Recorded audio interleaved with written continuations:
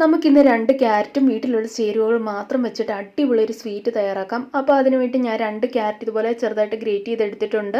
ഇനി ഒരു പാനിലേക്ക് 1 ടീസ്പൂൺ നെയ്യ് ഒഴിച്ച ശേഷം അതിലേക്ക് നമുക്ക് ഈ ക്യാരറ്റ് ഇട്ട് കൊടുത്തിട്ട് നന്നായിട്ട് ഇളക്കി കൊടുക്കാം. അതിൻ്റെ ആ പച്ചമണമൊക്കെ ഒന്ന് മാറുമ്പോൾ അതിലേക്ക് 1/4 കപ്പ് പാല് ചേർത്ത് കൊടുക്കാം. ഇനി ഇത് നമുക്ക് അടച്ചു വെച്ചിട്ട് ഒരു ലോ ഫ്ലെയിമിലൊന്ന് വേവിച്ചെടുക്കണം. ഇപ്പോൾ ഇത് വെന്ത പാലൊക്കെ ഒന്ന് വറ്റി വന്നിട്ടുണ്ട്. ഇനി 1/4 കപ്പ് തേങ്ങാ ചിരവിയത്, 1/4 കപ്പ് പഞ്ചസാര, 1/2 ടീസ്പൂൺ ഏലക്കാപ്പൊടി, ഒരു പിഞ്ച് ഉപ്പ് ഇതെല്ലാം കൂടെ ചേർത്തിട്ട് നന്നായിട്ട് ഇളക്കിയിട്ട് ആ ഒരു പഞ്ചസാരയൊക്കെ ഒന്ന് മെൽറ്റായിട്ട് വരുമ്പം അതൊക്കെ ഒന്ന് ഡ്രൈ ആക്കി ഇതേപോലെ ഉരുട്ടിയെടുക്കാൻ പാകത്തിനാക്കിയിട്ട് നമുക്ക് മറ്റൊരു പാത്രത്തിലേക്ക് മാറ്റാം. ചൂടാറി കഴിയുമ്പോൾ ഇതുപോലെ ഓരോ ബോൾസ് ആക്കിയിട്ട് എടുക്കാം. ഇങ്ങനെ നിങ്ങൾക്ക് കഴിക്കാൻ അടിപൊളി ടേസ്റ്റാണ്. അപ്പോൾ ഞാനൊരു ഭംഗിക്ക് വേണ്ടിയിട്ട് കുറച്ച് ഡെസിക്കേറ്റഡ് കോക്കനട്ടിലും കൂടെ ജസ്റ്റ് ഒന്ന് ഇതുപോലെ ഒന്ന് ഡിപ്പ് ചെയ്തെടുക്കുന്നുണ്ട്.